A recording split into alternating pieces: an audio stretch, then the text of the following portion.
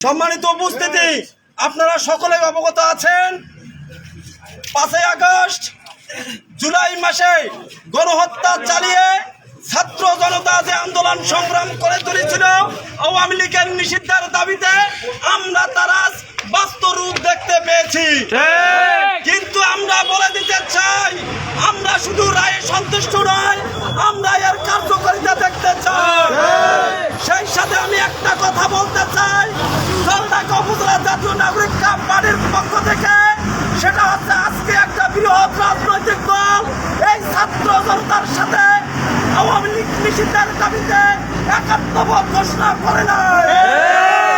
এই বৃহত্তর দলের কাছে জবাব চাই, কেন তারা ছাত্র জনতার বিপক্ষে অবস্থান করলো। আমরা যদি আগামীতে এই বৃহত্তর রাজনৈতিক দলকে ছাত্র জনতার পাশে না পেয়ে থাকি, তাহলে আমরা এই ছাত্র জনতা ঐক্যবদ্ধ হয়ে এদের বিরুদ্ধে লড়াই সংগ্রাম করে তুলব।